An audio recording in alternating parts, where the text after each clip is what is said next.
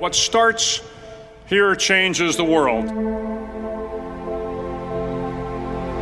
I have a few suggestions that may help you on your way to a better world. And while these lessons were learned during my time in the military, I can assure you that it matters not whether you ever served a day in uniform. It matters not your gender, your ethnic or religious background, your orientation, or your social status. Our struggles in this world are similar, and the lessons to overcome those struggles and to move forward, changing ourselves and changing the world around us, will apply equally to all. So here are the 10 lessons I learned from basic SEAL training that hopefully will be of value to you as you move forward in life. Every morning in SEAL training, my instructors, who at the time were all Vietnam veterans, would show up in my barracks room, and the first thing they'd do was inspect my bed. If you did it right, the corners would be square, the covers would be pulled tight, the pillow centered just under the headboard, and the extra blanket folded neatly at the foot of the rack. It was a simple task, mundane at best, but every morning we were required to make our bed to perfection. It seemed a little ridiculous at the time, particularly in light of the fact that we were aspiring to be real warriors, tough, battle-hardened SEALs. But the wisdom of this simple act has been proven to me many times over. If you make your bed every morning, you will have accomplished the first task of the day. It will give you a small sense of pride, and it will encourage you to do another task, and another, and another. And by the end of the day, that one task completed will have turned into many tasks completed. Making your bed will also reinforce the fact that the little things in life matter. If you can't do the little things right, you'll never be able to do the big things right. And if by chance you have a miserable day, you will come home to a bed that is made, that you made. And a made bed gives you encouragement that tomorrow will be better. So if you want to change the world, start off by making your bed.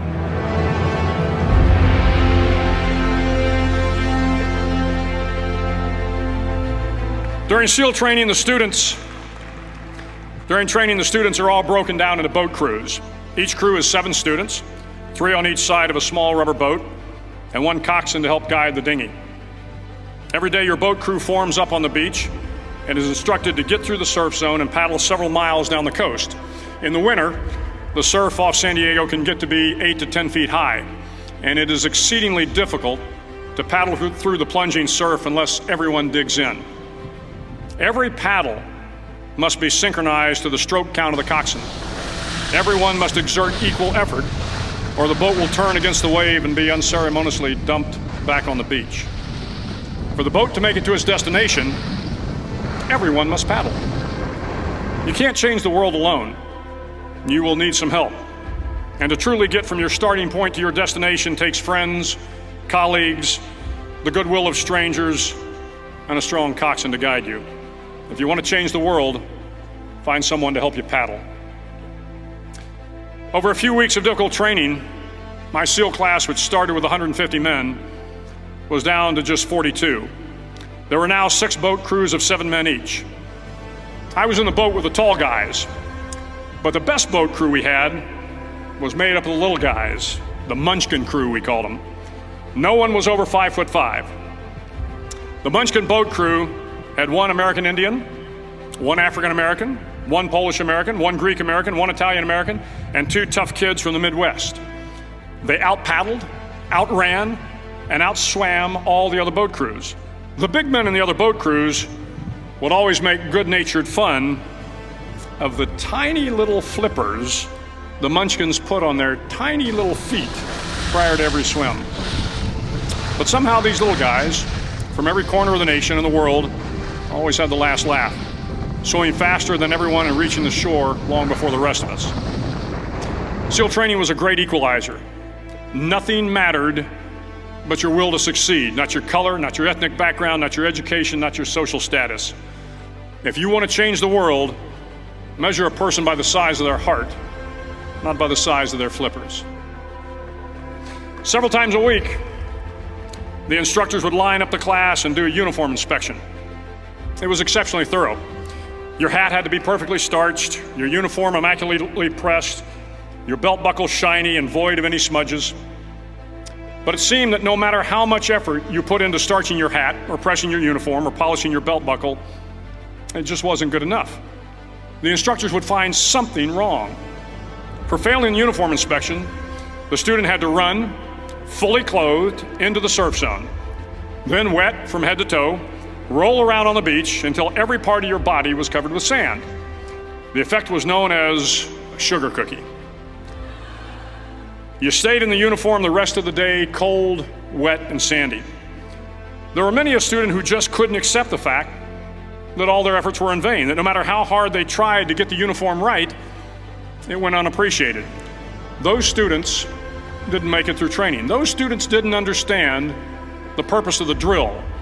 You were never going to succeed. You were never going to have a perfect uniform. The instructors weren't going to allow it. Sometimes, no matter how well you prepare or how well you perform, you still end up as a sugar cookie. It's just the way life is sometimes. If you want to change the world, get over being a sugar cookie and keep moving forward. Every day during training, you were challenged with multiple physical events: long runs, long swims, obstacle courses, hours of calisthenics, something designed to test your mettle. Every event had standards, times you had to meet. If you failed to meet those times, those standards, your name was posted on a list, and at the end of the day, those on the list were invited to a circus. A circus was 2 hours of additional calisthenics, designed to wear you down, to break your spirit, to force you to quit. No one wanted a circus. A circus meant that for that day, you didn't measure up. A circus meant more fatigue, and more fatigue meant that the following day would be more difficult and more circuses were likely. But at some time during SEAL training, everyone made the circus list.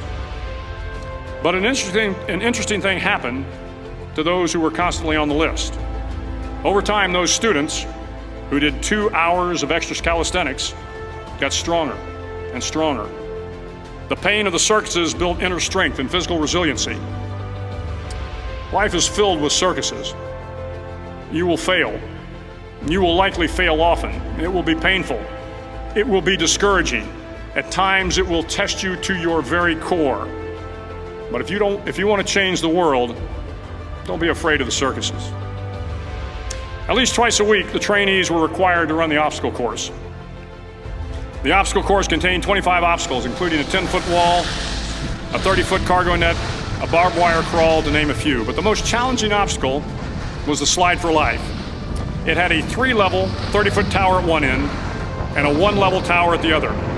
In between was a 200-foot-long rope.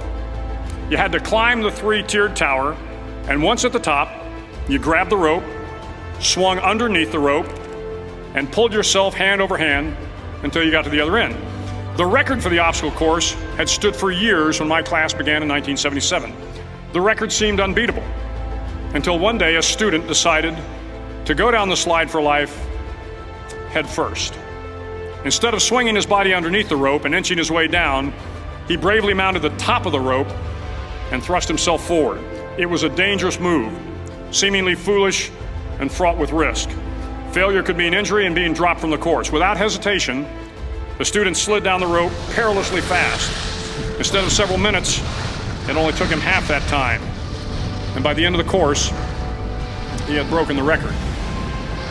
If you want to change the world, sometimes you have to slide down the obstacles head first.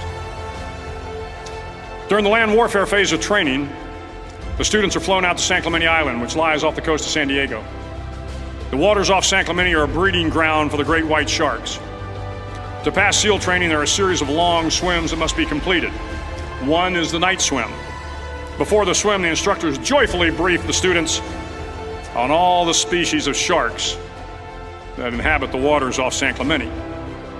They assure you, however, that no student has ever been eaten by a shark, at least not that they can remember. But you are also taught that if a shark begins to circle your position, stand your ground. Do not swim away. Do not act afraid. And if the shark, hungry for a midnight snack, darts towards you, then summons up all your strength and punch him in the snout, and he will turn and swim away. There are a lot of sharks in the world. If you hope to complete the swim, you will have to deal with them. So if you want to change the world, don't back down from the sharks. As Navy SEALs, one of our jobs is to conduct underwater attacks against enemy shipping. We practice this technique extensively during training. The ship attack mission is where a pair of SEAL divers is dropped off outside an enemy harbor and then swims well over 2 miles underwater, using nothing but a depth gauge and a compass to get to the target. During the entire swim, even well below the surface, there is some light that comes through. It is comforting to know that there is open water above you. But as you approach the ship, which is tied to a pier, the light begins to fade. The steel structure of the ship blocks the moonlight. It blocks the surrounding street lamps. It blocks all ambient light. To be successful in your mission, you have to swim under the ship and find the keel, the center line, and the deepest part of the ship. This is your objective. But the keel is also the darkest part of the ship, where you cannot see your hand in front of your face, where the noise from the ship's machinery is deafening, and where it gets to be easily disoriented, and you can fail. Every SEAL knows that under the keel, at that darkest moment of the mission, is a time when you need to be calm, when you must be calm, when you must be composed, when all your tactical skills, your physical power, and your inner strength must be brought to bear. If you want to change the world, you must be your very best in the darkest moments. The 9th week of training is referred to as Hell Week. It is 6 days of no sleep, constant physical and mental harassment, and one special day at the Mud Flats. The Mud Flats are an area between San Diego and Tijuana where the water runs off and creates the Tijuana Sloughs, a swampy patch of terrain where the mud will engulf you. It is on Wednesday of Hell Week that you paddle down to the Mud Flats and spend the next 15 hours trying to survive this freezing cold, the howling wind, and the incessant pressure to quit from the instructors. As the sun began to set that Wednesday evening, my training class, having committed some egregious infraction of the rules, was ordered into the mud. The mud consumed each man till there was nothing visible but our heads. The instructors told us we could leave the mud if only 5 men would quit. Only 5 men, just 5 men, and we could get out of the oppressive cold. Looking around the mud flat, it was apparent that some students were about to give up. It was still over 8 hours till the sun came up. 8 more hours of bone-chilling cold. The chattering teeth and the shivering moans of the trainees were so loud, it was hard to hear anything. And then one voice began to echo through the night. One voice raised in song. The song was terribly out of tune, but sung with great enthusiasm. One voice became 2, and 2 became 3, and before long, everyone in the class was singing. The instructors threatened us with more time in the mud if we kept up the singing, but the singing persisted, and somehow the mud seemed a little warmer, and the wind a little tamer, and the dawn not so far away. If I have learned anything in my time traveling the world, it is the power of hope.